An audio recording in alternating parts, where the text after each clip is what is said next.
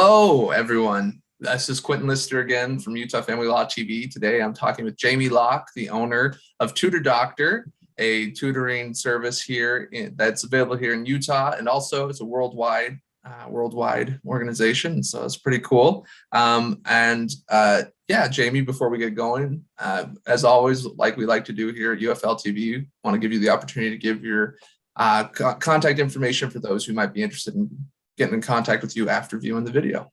Sure. Yeah, with Tutor Doctor, so our specialization is on one-on-one tutoring, both in-home and virtual for students here in Utah. We design a custom plan around your students' needs and goals, and really try and get them back on track if they've fallen off track, or get them additional assistance if they're kind of a high flyer and really looking to improve. Awesome. Yeah. And so if people wanted to learn more about your service or potentially get in contact with you, where would they go? Sure. Yeah. Our telephone number is 435-260-6161, or you can visit us on the website at tutordoctor.com, like tutor and doctor put together. Tutors that make house calls, I think, was the original idea. And it's tutordoctor.com/ESLC. Great. Well, Jamie, I wanted to thank you once again for taking the time to speak with me today. One question I had was, how often are your clients parents or children of divorce? I know we spoke briefly about this. You said it came off quite often, but yeah, I just wanted to see that how often are we talking about the people that you deal with are going through divorce at some point in time in their life? It's very, very common. We see probably 2 to 3 families per week that are in some kind of a divorce scenario, and work with them to try and figure out the best possible options for their students. Sure. Yeah. And so do you see any sort of unique challenges that come up for those people in those scenarios? And what might those be? Yeah, so unique challenges. I mean, your goal as a parent, either going through a divorce or you've been divorced, is to try and get the help that your student needs, and to anticipate the idea that what are we going to do in the event that our student does start to struggle, during the divorce or after the divorce. And how do we get that assistance for them? It's one of the perfect times for divorced or couples going through a divorce to actually be on the same page, because, like I said, I do talk to a lot of couples, and where we get in trouble in terms of not being able to help the student is when the parents aren't on the same page around, does the child need assistance? What kind of assistance is needed? Have all options been looked at? Who's going to pay for it? All those different things. So my recommendation for parents that are in this situation is, if you can, talk about potential educational needs for your child well beforehand. When you're working through your agreement with your soon-to-be ex-spouse. Think about things like, what happens if our child starts to struggle, next year? How are we going to handle that? What things are acceptable for us? What type of services do we want to consider employing? And how do we actually want to pay for these services? Think about it like Little League soccer, or, other things that you're going to put into, a divorce decree, because you have to think about that beforehand. Otherwise, it comes up as a surprise. It turns into, just a big problem. And unfortunately, the person who ends up not getting what they need is your student. Yeah, it's great insight. And so one question I had, and so some people who might be watching this video, some of them might be in a scenario where they're unsure whether or not they should hire a tutor or whatnot, and whether or not they need to bring this up with either their ex-spouse or whoever the other partner is, and sure. I'm curious. So what is something that parents should be looking for? It's like, oh, my child needs this tutoring, or it's a different problem, like they need outside help versus Sure. Maybe they got it or whatever. Yeah, and quite often, problems with education for students manifest themselves in lots of different ways. So quite often, parent will be at a parent-teacher conference, and the teacher will mention something. I always recommend that parents take a look at, what options are available. Does my school have options? Is there after-school assistance? Are there programs that can help my student out if they start to struggle?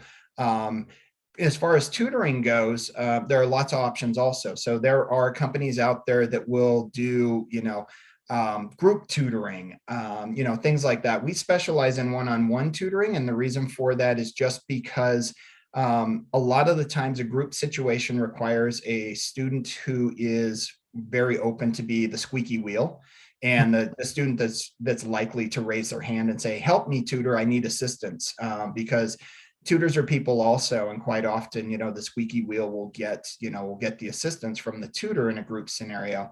And if your student isn't that squeaky wheel, just outspoken and willing to raise their hand and walk right up and ask for assistance, then sometimes that's not the best. So that's where a lot of parents end up coming to a service like ours, where we do, in-person tutoring, and it's one-on-one. So there's lots out there. So, I would definitely recommend thinking about what's best for your student, and going out and doing some research. You can do it all on the web. Yeah, and one thing I was curious about as well is, what is something to be aware of that you might not think you would need to be aware of when hiring a tutor?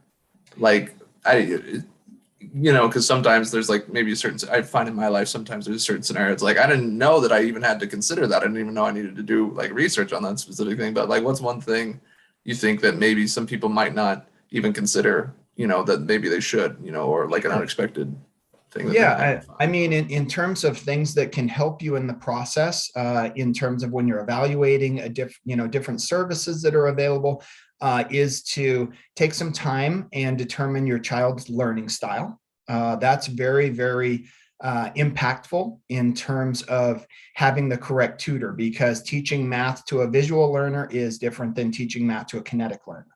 So if you know that beforehand, it can help to empower you as a parent, and you can say, hey, my child's a visual learner, so therefore, if you could, specifically work on these type of, learning practices or frameworks, are going to work different and better with my child. So know that. Also know your son or daughter's, kind of the way that they behave as relates to schoolwork. That's always really good to know. Are they motivated? Are they more of a student that needs a little extra push? Do they need help with organization, for example? Quite often students fall into kind of disarray educationally because they don't have good organizational skills or time management skills. So you'll also want to make sure that whomever you're contacting and evaluating can also help in those areas too, because it's very, very common for a student to be struggling, let's say in math. But in reality, a good chunk of it is because they're simply not motivated to work on their homework at home, and the grades will reflect that. So, also know your child's capability to organize, manage their time, self-regulate, those kind of things, and ask questions about that, as to whether or not the service or the tutor that you're evaluating can also provide for those type of needs, because they're very important. It's very important to build great habits for your student. And eventually your goal as a parent should be that your student does not need a tutor anymore. If your tutor is doing a great job, eventually you are not going to need them anymore. And that's mission accomplished for the tutor. So that's always our goal, is to make ourselves obsolete Right. anytime we engage with a family. That's actually, yeah, no, that makes a lot of sense, right? Because I It's a think of a little lot of, strange. yeah, that's I think that I really appreciate that you mentioned that, because I think I think a lot of things in life, right? Obviously, it's like eventually, even like for instance, those people going through divorce, eventually they don't want to have to pay their attorney anymore, right? That's Like right. Oh, eventually, exactly. Yeah. Make yeah, yourselves obsolete, right? right, By doing a great job. right, So, yeah, uh, and so, And so that's not necessarily, that's not a bad thing. It's just the sign of a good service, I guess. So Yeah. anyway, Mhm. but yeah, no, I had a particular scenario that I wanted to run by you. And so I know for those who might say it's like, right, the school like has, like oftentimes like schools themselves will have like tutoring services or whatnot, Sure. after school services, or maybe like one person says like, oh, this would be great. And I've thought about it and I really think my child needs that like extra Mhm. like one-on-one assistance and help or whatnot. But either A, I can't afford it, or B, my partner doesn't agree. And so, we can't, Yeah. or my co-parent doesn't agree, and so we can't like make it. Even though so what for that person who it's like they know their kid needs it, but they don't necessarily either have the means or the cooperation that they need to like get the one-on-one help or whatever particular help they need. What I don't know if this is a tough situation or not, but what kind of thing can that parent do? It can be, that's a great question. It can be very situational depending on the relationship between the two parents that are going through a divorce or already divorced. Here are some things that I've done in the past and I currently do to kind of try and tackle that up front. If you can get your ex-spouse or soon to be ex-spouse into the same room with that goal of helping your student when you're evaluating a tutoring service. So for us, we do a consultation where we actually go through, talk all the way through about all the problems that are going on, set goals for the student, work through plans, and kind of build that overarching strategy for every student. If you can be present with your ex or soon to be ex spouse in doing that, just it's one of those things where it's time to just, hey, let's focus on our student. That makes things a lot easier. I can also, in a situation where both parents are willing, I can definitely do like a second consultation with the other parent. That happens on a pretty regular basis also. But in terms of where the student loses out, it's when you're not talking about this prior to engaging a tutoring service, Right. and then you kind of going cold without talking to it with your ex-spouse. And then all of a sudden, unfortunately, that's usually a situation that just doesn't work out, Right. because there's there's a surprise factor and you haven't gone through that. Hey, do we both agree that there's a problem? Or something that needs additional help here with our child. So it's best to just get it all out in the open to begin with, get through any of those questions about, whose fault it is. I mean, all these things happen in a divorce and I hear, these things all the time. But like I said, it's one of those adult times where it's like, you just have to, for the sake of your student, kind of put your differences aside and just look at everything calm and rationally and evaluate things together. That's the absolute, when we get our best outcomes, it's because both divorced or soon to be divorced parents are actually working together and being part of the team. For the non-custodial parent that doesn't have the child the bulk of the time, there's a good chance that tutoring sessions are going to have to take place at your house, either virtually or in person. And you'll need to also kind of plan to accommodate the tutor, make sure that you've got a good, quiet space where the tutor can meet with your child, where they can focus.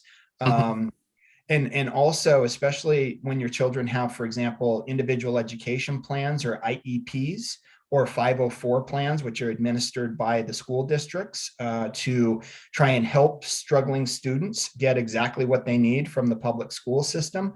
That's also another time. If you're going through a divorce and your child already has an IEP or is already struggling, you're going to want to get this on the table as part of your discussions with your ex-spouse or soon to be ex-spouse, because it will come up and there's a high probability that your student's going to need some form of educational assistance. Thank you. That was very, very enlightening to me. So thank you for Yeah. that question and whatnot. And one thing that I think is after doing a couple of these and speaking with people from a bunch of different disciplines, it seems like for those who are in a co-parenting situation, right, or they're divorced or they're sharing custody of a child, it seems like the best way or the smoothest way or the best thing for the children is for, even if you're not living with that person anymore, you still got to like communicate with them, right? Yeah. And it's Yeah. as if, you know, Communication has to be strong, and yeah, because there's lots of things that are going to come up in your child's life in the future. Think about preparing for the ACT, SAT. Kind of back to my discipline. That's going to happen, and that's actually an increased SAT or ACT score for college is going to pay for itself. But they're the kind of things when you're in the process that you may not necessarily be thinking about. But all of those things are potentially kind of large ticket items, but they pay for themselves. But you have to think through, and you have to be talking and communicating about it for your child's best interest. yeah, no, oh no, thank you. That is our time today, Jamie. But thank you for taking the time to answer my questions today.